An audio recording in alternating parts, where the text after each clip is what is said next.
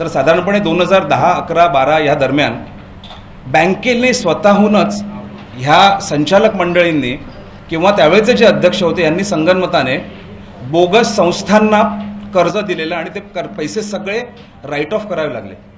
एवढंच कशाला 2015 ते 2019-20 ह्या कालावधीमध्ये ज्यावेळेस आपल्याला माहिती आहे की युतीचं सरकार होतं, देवेंद्र फडणवीस मुख्यमंत्री होते, गृहमंत्री देवेंद्र फडणवीस होते, सहकार मंत्री सुभाष देशमुख होते, त्याच्यानंतर चंद्रकांत दादा पाटील सहकार मंत्री होते. या कालावधीमध्ये सहकार खात्याने मुंबई बँकेचं जे ऑडिट केलं तर सहकार खात्याचा जो ऑडिट रिपोर्ट आहे त्याच्यामध्ये सरळ सरळ स्पष्ट सांगितलेलं आहे की बँकेमध्ये जवळजवळ 2000 कोटीचा भ्रष्टाचार झालेला आहे. त्याचबरोबर ह्या बँकेची शिखर बँक कुठची असते तर नाबार्ड, आणि नाबार्ड रिपोर्ट कोणाला करतं तर रिझर्व्ह बँक ऑफ इंडियाची एक शाखा आहे नाबार्ड म्हणजे. तर नाबार्डने जो त्यांच्या प्रतिनिधींना पाठवून जो ऑडिट केलं त्या ऑडिटमध्ये सुद्धा मुंबई बँकेमध्ये भ्रष्टाचार झाल्यासंदर्भात त्यांनी त्यांच्या ऑडिट रिपोर्टमध्ये लिहिलेलं आहे. आणि म्हणूनच 2015 ते 2019 या 4 वर्षांमध्ये रिझर्व्ह बँकेने महाराष्ट्राचे जे सहकार आयुक्त आहेत त्यावेळेचे किंवा सहकार मंत्र्यांच्या खात्याला 6 पत्र पाठवली. त्या 6 पत्रांच्या आधारे सहकार आयुक्तांनी विभागीय जे सहकार कार्यालय आहे त्यांना 22 पत्र पाठवली की अरे ह्या बँकेमध्ये ह्या इरेग्युलरिटीज होत आहेत, त्याच्यामुळे ही बँकेला डिझॉल्व्ह करा संचालक मंडळ आणि तिथे ॲडमिनिस्ट्रेटर आणा. पण त्यांनी ते ऐकलं नाही. आणि त्याच्यानंतर आपण बघितलं की 2019 साली महाविकास आघाडीचं सरकार आलं, राष्ट्रवादी काँग्रेसने स्वतःकडे मलाईदार खाती ठेवली, गृहमंत्रीपद त्यांच्याकडे आहे, सहकार मंत्रीपद त्यांच्याकडे आहे. जी गोष्ट देवेंद्र फडणवीसांनी केली आणि त्याच्यानंतर 80 तासाचं सरकार आपल्याला माहितीच आहे. तर गेल्या 2.5 वर्षामध्ये महाविकास आघाडीने किंवा मी स्पेसिफिकली म्हणेन सहकार मंत्रीपद असणाऱ्या किंवा गृह खातं असणाऱ्या राष्ट्रवादी काँग्रेसच्या मंत्र्यांनी पण काय केलं तर या संदर्भात मग आम्ही गेले वर्षभर बँकेचेच एक संचालक BD अस्वले त्यांनी आम्हाला भेटले आणि त्यांनी सांगितलं, त्यांनी हायकोर्टच्या जजला सुद्धा पत्र दिलेलं आणि सांगितलं की ह्या बँकेमध्ये सगळ्या घोटाळा चाललेला आहे. आणि जेव्हा प्रवीण दरेकरांची माहिती घ्यायला लागलो तेव्हा कळलं की बाबा हा माणूस मजूर म्हणून निवडून येतोय. आता प्रवीण दरेकर कुठच्या अँगलने मजूर दिसत आहेत, आपण त्यांना आव्हान पण केलेलं की प्रवीण दरेकरांचा मजुरी करतानाचा एखादा फोटो दाखवा, आम्ही ह्या लढाईतनं मागे येतो. प्रवीण दरेकर एकाच वेळेला 2017 साली नागपूरमध्ये हिवाळी अधिवेशन असतं तिथे गेलेले आणि प्रतिज्ञा मजूर सहकारी संस्थेचं त्यांनी 350 रुपयाप्रमाणे 10 दिवसाची मजुरी पण घेतलेली आहे. म्हणजे एकच माणूस एका वेळेला नागपूरच्या हिवाळी अधिवेशनामध्ये पण कसा काय असू शकतो आणि मुंबईत पण कसा असू शकतो. तर असे बरेच प्रश्न आपण गेल्या काही दिवसांमध्ये उचललेले आणि मग या संदर्भात जवळजवळ 100 पेक्षा जास्त पत्र मुख्यमंत्री, उपमुख्यमंत्री, गृहमंत्री, सहकार मंत्री, सहकार आयुक्त, सहकार सचिव, विभागीय सहनिबंधक या आणि मुंबईचे पोलीस कमिशनर यांच्याशी आम्ही पत्रव्यवहार करतो संविधानिक मार्गाने. आणि मग त्याची चौकशी लागली. तुम्हाला माहिती आहे आम्ही विधान परिषदेच्या उपसभापती माननीय डॉक्टर नीलमताईंना सुद्धा पत्रव्यवहार केला आणि त्याच्यानंतर मग त्याची चौकशी लागली आणि 3 जानेवारीला ते मजूर म्हणून अपात्र झाले. आता तुम्हाला गंमत सांगतोय की महाराष्ट्र राज्याचे जे सहकार मंत्री आहेत ते असहकार मंत्री आहेत. पूर्णपणे ही जबाबदारी त्यांची राहते, कारण जर रिझर्व्ह बँक ऑफ इंडियाने जर सांगितलं असेल की याच्यावरती ॲडमिनिस्ट्रेटर आणला पाहिजे, अगोदरच्या सरकारने काहीच केलं नाही, राष्ट्रवादीच्या हातामध्ये गृहमंत्रालय सुद्धा असेल, यांनी का कारवाई केली नाही हा सगळ्यात पहिला क्रमांक प्रश्न एक आहे. दुसरी गोष्ट म्हणजे आमचा आरोप काय होता की मुंबई बँकेचे जे काही मतदार आहेत त्याच्यामध्ये बोगस संस्था दाखवलेल्या आहेत. 750 मजूर संस्थांपैकी जवळजवळ 400 संस्था बोगस आहेत आणि बोगस संस्था जर मतदार असतील तर जी निवडणूक होईल ती निवडणूक सुद्धा बोगसच असणार आहे. आणि म्हणून आमच्यातले सहकार सुधार समिती म्हणजे बँकेचे काही कर्मचारी आहेत, बँकेचे काही डायरेक्टर आहेत, सहकार चळवळीतले कार्यकर्ते आहेत, काही पत्रकार आहेत, यांनी सहकार सुधार समितीच्या माध्यमातून मुंबई हायकोर्टामध्ये रीट दाखल केलेला आहे की ही निवडणूकच बोगस आहे, कारण मतदार यादी सदोष आहे. 3 तारखेला जेव्हा प्रवीण दरेकर यांना अपात्र ठरवण्यात आलं, अध्यक्षच जर अपात्र असेल तर आमचा जो माननीय उच्च न्यायालयामध्ये रीट केलेली आहे त्याच्यातला आक्षेप काय आहे की मतदार यादीच बोगस आहे, त्याला किती पुष्टी मिळते. आणि म्हणून या सगळ्या गोष्टींच्या पार्श्वभूमीवरती आजच्या पत्रकार परिषदेमध्ये म्हणजे आपल्याला माहिती आहे की खालच्या सेशन कोर्टाने त्यांना दिलासा दिला. आज आपण सर्वसामान्य नागरिक रस्त्यावरनं चाललेलो आहोत, आपण कुठे काही जरी एखादा माणूस थुंकला किंवा कचरा टाकला तरी सुद्धा त्याला अटक झाल्याची मुंबई शहरामध्ये उदाहरणं आहेत की नाही. मग ह्या माणसाच्या कालखंडामध्ये 2000 कोटींचा घोटाळा होत असून सुद्धा 3 तारखेला यांना अपात्र ठरवलं. 8 तारखेला आम आदमी पक्षातर्फे आम्ही माता रमाबाई आंबेडकर पोलीस स्टेशनमध्ये तक्रार दाखल केल्यानंतर सुद्धा 2.5 महिने सरकार झोपा काढत होतं का? सरकारने ताबडतोब त्यांच्यावरती FIR का नाही दाखल केला? आणि म्हणूनच राष्ट्रवादी काँग्रेसचं जे सहकार खातं आहे ते प्रवीण दरेकरांना वाचवत आहे, हा आमचा या निमित्ताने आरोप आहे. त्यांनी जर ते निवडणूकच होऊन दिली नसती तर पुढच्या गोष्टी झाल्या नसता. हा सर्व पैसा जो आहे हा मुंबईकरांचा पैसा आहे आणि मुंबई शहराच्या कार्यक्षेत्रामध्ये जाऊन म्हणजे त्याच्या संदर्भात आम्ही परत पत्रकार परिषद घेऊन सांगू की कुठच्या मंत्र्याला, सर्वपक्षीय मंत्र्यांना, काँग्रेस, राष्ट्रवादी, शिवसेना, भारतीय जनता पक्ष ह्या सगळ्या आमदार, खासदार आणि नेत्यांना यांनी कर्ज दिलेलं आहे आणि ती कर्ज वेव ऑफ झाली आहेत, राईट ऑफ झाली आहेत, बुडीत कर्ज घोषित झालेली आहे. त्याच्याबद्दल आम्ही परत बोलू. पण मुद्दा असा आहे की ह्या प्रकरणाची सखोल एक SIT स्थापन करून त्याची चौकशी झाली पाहिजे आणि प्रवीण दरेकरांची जी टोळी आहे जी मुंबई बँकेवरती राज्य करते आणि मुंबई बँकेवरती दरोडे टाकते याच्यावरती कारवाई केली पाहिजे गृह खात्याने, सहकार खात्याने, ही आमची मागणी आहे. आणि महाराष्ट्राला मुंबई बँकेवरती दरोडे टाकणारा दरोडेखोर प्रवीण दरेकर हा आम्हाला विरोधी पक्षनेता नको आहे, ही आमची दुसरी महत्त्वाची मागणी आहे. आणि या संदर्भातच आजच्या पत्रकार परिषदेमध्ये म्हणजे ही बेसिक माहिती मी सांगतोय. मी माझ्या वरिष्ठ नेत्या प्रीती शर्मा ताईंना विनंती करतो की ताई तुम्ही मार्गदर्शन करा. महाराष्ट्र में हम देख रहे हैं कि MVA सरकार और बीजेपी ऑपोजिशन एक दूसरे पे बहुत सारे इल्जाम लगाती है. कभी कभार किसी का अरेस्ट भी हो जाता है, लेकिन असली में कोई जेल नहीं जाता, असली में किसी को भी कन्विक्ट नहीं किया जाता, क्योंकि अल्टीमेटली ये सारे करप्शन में ये लोग एक साथ हैं. देवेंद्र फडणवीस की सरकार ने खुद मुंबई बैंक पे पूरी इंक्वायरी करवाई थी, उनके कोऑपरेटिव मिनिस्ट्री ने इंक्वायरी करवाई थी. मेरे को ऐसा लगता है कि जब देवेंद्र फडणवीस इंक्वायरी करवाते हैं और उन्हें पता चलता है कि कोई बहुत करप्ट है तो वो ताम झाम से, बड़े स्वागत से उसका बीजेपी में पक्ष प्रवेश करते हैं. वो ढूंढते हैं ऐसे हीरे, कैसे हम कृपा शंकर जी को बीजेपी में लाए, कैसे हम नारायण राणे जी को बीजेपी में लाए, कैसे हम प्रवीण दरेकर जी को बीजेपी में लाए. फडणवीस साहब ढूंढ के ऐसे हीरों को चुन के बीजेपी में शामिल करते हैं. लेकिन परेशानी की बात यह है कि उद्धव साहब ठाकरे ये सो रहे हैं, इनकी सरकार सो रही है. मुंबई बैंक, उद्धव जी ठाकरे ने अभी थोड़ा सा विधानसभा में एक बड़ा इमोशनल भाषण दिया था. त्यांनी सांगितलं होतं ते मुंबईकर आहे. जर ते मुंबईकर आहे तर मुंबईकरांची जे हाल असतात ते त्यांना दिसत नाही का? उनको ना सड़क दिखती है, उनको ना गंदगी दिखती है, उनको ना हमारी मजबूरियां दिखती हैं. उनको ये भी नहीं दिखता कि मुंबई की हर सोसाइटी का पैसा इस मुंबई बैंक में जा रहा है जहां से प्रवीण दरेकर इसको लूट के लेके जा रहे हैं. 2000 करोड़ तक इन्होंने फेक सोसाइटीज को, फेक डोनर्स को, फेक लोनर्स को दे दिया और उसके बाद राइट ऑफ कर दिया. हमारी ये मांग है, बिसाइड्स जो मांग हमारी प्रवीण दरेकर से है, कि कहीं ना कहीं इस देश में राइट ऑफ करने वालों की प्रॉपर्टीज को जब्त किया जाना चाहिए.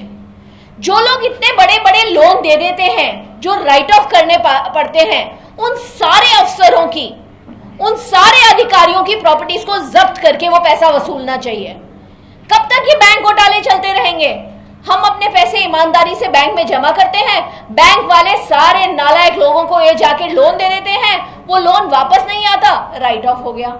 पैसा किसका गया? हमारा गया, आम इंसान का पैसा गया है. आज भी जो पिछले कुछ सालों में बड़े बड़े घोटाले हुए हैं, जैसे PNB बैंक, जो आम नागरिक है वो दर-बदर की ठोकरें खा रहा है, उसे कोई भी राहत नहीं मिलती. और जो जैसे इन्होंने बोला दरोडेखोर है, जिन्होंने पूरा स्कैम किया है, उन्हें क्या मिलता है? Leader of opposition. जो इतनी बड़ी महत्व की, जिम्मेदारी की, जवाबदारी की कॉन्स्टिट्यूशनल पोस्ट है, उन्हें यह इनाम मिलता है. तो आम आदमी पार्टी की यह डिमांड है कि प्रवीण दरेकर को लीडर ऑफ द ऑपोजिशन से तुरंत रिजाइन करना चाहिए और उनको जिन्होंने अबेट किया है, जिन्होंने उनको मदद की है, जैसे फडणवीस साहब ने मदद की है, जिन्होंने भी उनको सपोर्ट किया है, उनका भी इस FIR में नाम शामिल होना चाहिए. उनको प्रोटेक्ट करने वाला जो आज का सहकार खाता है, जो आज के राष्ट्रवादी के मंत्री हैं, उनका नाम भी इसमें शामिल होना चाहिए. ये लोग सब मिलके चोरी करते हैं, पीछे चोरी में सब लोग एक हैं. जब तक एक court appointed, court monitored SIT नहीं बैठेगी, तब तक इसका कोई भी निष्कर्ष नहीं निकलेगा. हमारा ये डिमांड है कि SIT बैठाई जाए कोर्ट मॉनिटर्ड एसआईटी बैठाई जाए, जिसपे ना सेंट्रल एजेंसीज, जैसे अभी परमवीर सिंह का चला गया है सीबीआई के पास, उनको क्लीन चिट मिल जाएगी, ना महाराष्ट्र की पुलिस जो क्लीन चिट यहाँ पे उनके नेताओं को देती रहेगी, उनका हस्तक्षेप हो। किसी भी इन्वेस्टिगेटिव एजेंसी का ऐसा हस्तक्षेप ना हो कि वो उन्हें क्लीन चिट दें। हमें कोर्ट अपॉइंटेड मुंबई बैंक के पूरे घोटाले पे एसआईटी की हमारी डिमांड है। अब आपके कोई सवाल है तो धनंजय उनका जवाब देंगे। शिंदे साहेब, तुम्ही म्हटलंय की राष्ट्रवादी वाचवतंय दरेकरांना, नेमकं काय म्हणायचंय याच्यातून? ही रिझर्व्ह बँकेने 6 नोटिसेस पाठवून सुद्धा की बाबा हे बरखास्त करा तुम्ही संचालक मंडळ, आणि बोगस संस्था किंवा बोगस मतदार असून सुद्धा तुम्ही निवडणूक घ्यायला परमिशन कशी काय देता हो? म्हणजे ही निवडणूकच बोगस आहे। आणि सहकार खात्याची, सहकार मंत्र्याची जबाबदारी, आम्ही सहकार मंत्र्यांशी गेल्या 10 महिन्यांपासून पत्रव्यवहार करतोय, आमच्या कुठच्याही पत्राला त्यांनी उत्तर दिलेलं नाहीये। आणि अजूनही बघा ना, 3 तारखेला जर अपात्र झालेलं असतील ते सहकार कायदा 1960 प्रमाणे एखादी व्यक्ती एखाद्या कॅटेगरीमधनं जर अपात्र ठरली तर दुसऱ्या कॅटेगरीमधनं ती निवडणूक नाही लढू शकत। प्रवीण दरेकर आत्ता नागरी बँक या कॅटेगरीमधनं संचालक बनून आलेले आहेत। काय कारवाई केली मला सांगा तुम्ही? सहकार क्षेत्रातले सगळे दिग्गज लोक आहेत ना, यांच्यामध्ये जाणता राजा तर सहकार क्षेत्रातला अनुभवी माणसं आहेत ना, ही सगळी का करत नाही आहेत? की जनतेला काय कळत नाही का? राष्ट्रवादीची या गोष्टींना पूर्णपणे समर्थन आहे आणि म्हणून सहकार मंत्री नाही आहेत, हे असहकार मंत्री आहेत। हे दरेकरला सहकार करतायत आणि जनतेला असहकार करतायत। और कोई सवाल? आपने कहा कि नारायण राणे ऐसे लोग जो है बीजेपी में अभी भी भ्रष्टाचार कर रहे हैं क्या? अभी सत्ता में नहीं है, लेकिन हाँ अभी कैबिनेट मिनिस्टर बन गए हैं, आप पता कीजिए वहां पे क्या चल रहा है। लेकिन ये तो बात साफ है ना कि जो भी बहुत करप्शन के चार्जेस जिस पे हो, वो जैसे ही बीजेपी में जाता है वो बेचारा गंगा नहा लेता है, उसके सारे पुराने पाप धुल जाते हैं और वो एकदम साफ सुथरा बन जाता है। आप बीजेपी में चले जाओ, आपका तो वो मेरे ख्याल से जाति का दाखला भी बदल देंगे, आपको ब्राह्मण बना देंगे, उच्च कोटि का इंसान बना देंगे उनके हिसाब से। ये जो चल रहा है ये बहुत गलत है। ये जो लोग करप्शन के स्कैम्स में इन्वॉल्व हैं, इनको किसी भी पार्टी में नहीं होना चाहिए। अल्टीमेटली बीजेपी हमारी नेशनल पार्टी है, उनकी सरकार है सेंटर में, उनको ऐसे लोगों को इनकरेज नहीं करना चाहिए। प्रवीण दरेकर को लीडर ऑफ द ऑपोजिशन बना के उन्होंने मुंबईकरों के मुंह पे तमाचा मारा है, महाराष्ट्र के मुंह पे तमाचा मारा है। शिंदे जी, आप कह रहे थे अभी सरकार मंत्री अपने गृह मंत्री हैं, तो क्या एसआईटी पे भरोसा किया जा सकता है जिसके आप court monitor, court monitored, court appointed. It cannot be run by the politicians. Yes, all parties are the same. They are all together in the Mumbai Bank scam. हमने, आपको याद होगा 2013 में बहुत बड़ा आंदोलन किया था मुंबई बैंक के सामने, जब अजीत पवार इनॉग्रेट करने गए थे चेंबूर की मुंबई बैंक की शाखा, वहां पे हमने बहुत बड़ा आंदोलन किया था इन दोनों के खिलाफ, राष्ट्रवादी के और प्रवीण दरेकर के खिलाफ, क्योंकि ये लोग मिलके मुंबई बैंक का घोटाला तब से कर रहे हैं और हम तब से इसके खिलाफ आवाज उठा रहे हैं। या संपूर्ण प्रकरणामध्ये शिवसेना सुद्धा सामील आहे, कारण की शिवसेनेचे अनेक नेते या बँकेच्या बोर्डावरती आहेत. नक्कीच. शिवसेनेवरती काय भूमिका? नाही, शिवसेना सुद्धा तितकीच जबाबदार आहे। शिवसेनेचे माजी खासदारांचे पुत्र आहेत अडसूळ, त्याचबरोबर शिवसेनेचे जे प्रवक्ते आहेत राज्यसभेचे खासदार, त्यांचे धाकटे भाऊ आहेत मुंबई बँकेचे संचालक, आणि या सगळ्या याच्याबरोबर म्हणजे असं नाही आहे की ह्या टर्ममध्ये निवडून आलेले आहेत, किंवा म्हणजे भाजप, काँग्रेस, शिवसेना, राष्ट्रवादीबरोबर महाराष्ट्र नवनिर्माण सेनेचे सुद्धा संचालक आहेत ह्या बँकेमध्ये। म्हणजे महाराष्ट्रातले जे काही प्रस्थापित पक्ष आहेत ते सगळ्यांची बघा कशा पद्धतीने फसवतायत मुंबईकरांना, कसा विश्वासघात हे करतायत ते। मला एक प्रश्न विचारायचा आहे, बीजेपी वगैरे सारखी लोक इव्हन सुप्रीम कोर्टाला कंट्रोल करतायत काही प्रमाणात, तर आपण कोर्टातर्फे जर इकडच्या आपण जर काय एसआयटी नेमली तर तिथे आपण कसा विश्वास ठेवू शकतो की तिकडे ही लोक कंट्रोल नाही करत? इसके अलावा हमारे पास कोई चारा नहीं है, राइट? हमारा एक ही ऑप्शन है कि कोर्ट से न्याय मिले, हमारी ये उम्मीद है। और आज हम कोर्ट के खिलाफ या किसी भी लोगों के खिलाफ आज लगता है कुछ भी बोल सकते हैं, क्योंकि उन्होंने बोला है मुस्कुरा के बोलोगे तो आप गाली भी दे सकते हो, कोर्टों ने तो ये कह दिया है। तो हम मुस्कुराते हुए बड़े ही आदर से कोर्ट से बोल रहे हैं कि प्लीज सुओ मोटो इसको उठाइए। ऑलरेडी आपके अंदर रिट फाइल्ड है यहाँ पे बॉम्बे हाई कोर्ट में, इसको सुओ मोटो एसआईटी में कन्वर्ट कीजिए, और जब कोर्ट चाहती है तब वो कर सकती है। उन्होंने छगन भुजबल को हमारे ही रिट पिटीशन के डिमांड किए हुए एसआईटी में 2 साल जेल में रखा था। वो अलग बात है कि निकल के आ जाते हैं है। महाराष्ट्र की हालत वैसी है जैसे कि एक बहुत ही पावरफुल, बहुत ही रईस कपल है, उनका डिवोर्स चल रहा है, तो वो गाली गलौज एक दूसरे को बहुत देते हैं, लेकिन उनके धंधे साथ में है, उनकी प्रॉपर्टीज साथ में है, उनके काले काम सारे साथ में है। तो ये हाल है, सारी पॉलिटिकल पार्टीज एक दूसरे के साथ रहती हैं सारे घोटालों में, लेकिन हाँ टीवी पे आके एक दूसरे के खिलाफ बड़े बड़े भाषण देते हैं कि तुम ऐसे हो, तुम ऐसे हो, तुम शिखंडी हो, तुम शाकुनी हो। ये अच्छे अच्छे बयान हमको देके हमें बहलाते रहते हैं, लेकिन ये सब एक साथ में, मुंबई बैंक में तो सब शामिल है। असं म्हटलं जातं की आप आदमी पार्टी, आम आदमी पार्टी ही बीजेपीची दुसरी टीम आहे किंवा शिवसेनेची दुसरी टीम आहे, असं दुसऱ्या टीमचा तुमच्यावर आरोप आहे। सर वो सब हमारी बी टीम है, सब, बीजेपी भी मेरी बी टीम है, कांग्रेस भी हमारी बी टीम है, शिवसेना भी हमारी बी टीम है। ये सब, इन बातों में कोई सीरियसनेस नहीं है। हमने एक जगह बीजेपी को हरा के दिल्ली में सत्ता कायम की, एक जगह कांग्रेस को हरा के पंजाब में सत्ता कायम की। हमने दोनों को बिल्कुल मुंह की खिलाई है और हम दोनों के खिलाफ खड़े हैं। एक करप्शन का प्रतिमा है कांग्रेस, और बीजेपी करप्शन एंड कम्युनलिज्म की फैंटास्टिक मिक्स है। हम उन दोनों के खिलाफ हमेशा खड़े हैं। मुंबई बँकेकडून अनियमितपणे कर्ज वाटप झालं असं तुमचा आरोप आहे, तर त्या कर्ज वाटपाची रक्कम किती आहे, काय माहिती आहे त्याची? म्हणजे साधं उदाहरण तुम्हाला सांगतो मी, जे राईट ऑफ केलेले आहे ते 2000 हां, म्हणजे त्याच्यात संपूर्ण वेगवेगळी प्रकरणं आहेत. आता एक त्याच्यामध्ये पॉलिटिशियन्स लोकांची हां, नावं मी आहेत. उदाहरण देतो, बरीच मोठी लिस्ट आहे, म्हणजे त्याच्याबद्दल आपण एक सेपरेट पत्रकार परिषद घेऊया, तुम्हाला पण शॉक बसेल, अशी नावं आहेत त्याच्यात. पण दुसरी पत्रकार परिषद घ्यायची. हां, त्याची घेणार होता आपण, हां सेपरेट घेऊया, कारण आता आपल्याला राजीनामा पाहिजे. नाही, पण ते नक्कीच, म्हणजे सगळे पॉलिटिशियन्सचे नाव आहे, बोगस सोसायटीजचे आहे ज्यांना कर्ज दिले आहे, असे खूपच आहे. देर आर हां, म्हणजे शॉकिंग लिस्ट. आता बघा, आपण आता परवा विधानसभेचं अधिवेशन चाललेलं, भारतीय जनता पक्षाचे एक आमदार आहेत प्रसाद लाड, तर ते पगारदार कर्मचारी म्हणून निवडून येतात. आता मला सांगा, हा माणूस 1.5 कोटीची गाडी चालवतो, त्यांचे काय उद्योग आहेत हे तुम्हाला सगळ्यांना माहिती आहे. हा पगारदार कर्मचारी असू शकतो का हो? सर्व भगवान करे महाराष्ट्र के सारे सगळे. पगारदार कर्मचारियों को ऐसी गाड़ियां मिले, आपको भी हमें भी. आणि विधान परिषदेचं त्यांना कमीत कमी 2 ते 2.25 लाख रुपये मानसिक मानधन मिळतं. म्हणजे पगारदार करणाऱ्या लोकांना सुद्धा यांनी सोडलेलं नाहीये. त्या माणसाची जी क्रिस्टल कंपनी आहे, त्या कंपनीला ते संचालक असताना बँकेने 1.5% कमी व्याजाने कर्ज दिलं. कशासाठी? कारण ते संचालक आहे. त्या ट्रान्झॅक्शनमध्ये नुसत्या 1.5% बँकेला लॉस झाल्यामुळे ती अमाऊंट किती आहे माहिती आहे? 78,85,000 रुपये एका त्या ट्रान्झॅक्शनमध्ये. प्लस ज्यावेळेस बँक कर्ज देते त्यावेळेस प्रोसेसिंग फी जी असते ना, यांना प्रोसेसिंग फी मध्ये पण डिस्काउंट दिला. त्याच्यामुळे बँकेचं किती रुपयाचं नुकसान झालं? 15 लाखाचं. म्हणजे 78 लाख अधिक 15 लाख किती होतात? 93 लाख रुपयाचं नुसतं एक छोटीशी केस आहे ती. अशी खूप मोठं घबाड आहे. त्याच्याबद्दल येणाऱ्या काळामध्ये आम्ही व्यवस्थित सगळी मांडणी करू आणि प्रूफ सकटच आम्ही बोलतोय. नाबार्डचा रिपोर्ट आणि टेस्ट ऑडिट रिपोर्ट जो आहे सहकार खात्याचा, त्याच्यात छानपैकी सगळं सांगितलेलं आहे. दुर्दैव असं आहे की आपला महाराष्ट्र, आपली मुंबई किंवा मुंबई देशाची आर्थिक राजधानी आहे, कशा पद्धतीने हे लोक गिधाडं बनवून लुटतायत हे खरंच भयावक आहे.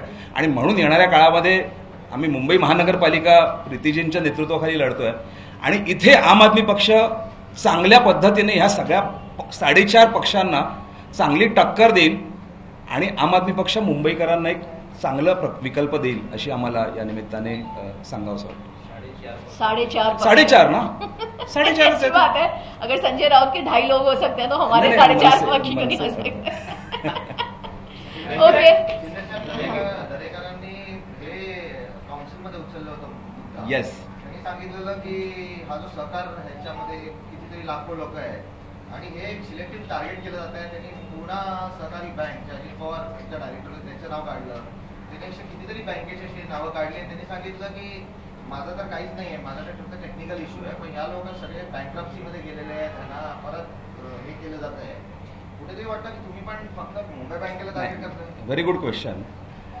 प्रवीण दरेकरांनी सांगितलं की साधारणपणे मुंबईमध्ये म्हणजे अख्ख्या महाराष्ट्रभर 15 ते 18,000 मजूर संस्था आहेत असं त्यांनी सांगितलं. बरोबर? 15 ते 17,000 मजूर संस्था आहेत. प्रत्येक संस्थेचे त्यांनी सांगितले 10 ते 11 डायरेक्टर्स आहे आणि ते बोलले 1.5 लाख डायरेक्टर्स आहेत आणि प्रत्येक या 1.5 लाख डायरेक्टर्स किंवा ह्या संस्थांशी संबंधित 100 एक लोक आहेत. म्हणजे त्यांनी असं कॅल्क्युलेशन, मॅथमॅटिकल कॅल्क्युलेशन आपल्यासमोर सांगितलं आम्ही पहिल्या दिवसापासून काय म्हणतोय की मुंबई बँकेमध्ये प्रवीण दरेकर आणि टोळी, आम्ही नुसतं प्रवीण दरेकर म्हणत नाहीये, टोळी आहे, गँग आहे ही, ज्याच्यात राष्ट्रवादी काँग्रेस, शिवसेना, मनसे सुद्धा आहे. आणि या निमित्ताने प्रवीण दरेकरांनी जो काही आरोप केला विधिमंडळामध्ये, आमचं प्रवीण दरेकरांना समर्थन आहे. त्यांनी काय सांगितलं, त्यांनी नावं घेऊन सांगितली, अमुक अमुक मजूर सरकारी संस्था जालन्यामध्ये राष्ट्रवादी काँग्रेसचा अमुक अमुक नेता अध्यक्ष आहे. या 40ही संस्थांची त्यांनी नावं घेतलेली आहेत ना, त्यांची सुद्धा चौकशी व्हायला पाहिजे.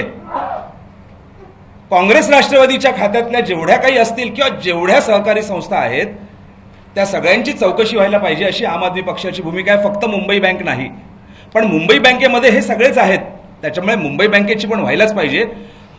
पॅरलली त्यांनी जी काही विधिमंडळामध्ये मांडणी केलेली आहे त्याची आम्ही माहिती घेतोय आणि त्या जिल्ह्यांमध्ये आणि सहकार खात्याला आम्ही त्या संदर्भात सुद्धा पत्रव्यवहार करून प्रवीण दरेकरांच्या विधिमंडळातल्या स्टेटमेंटचा संदर्भ घेऊन आम्ही ती सुद्धा मागणी करणार.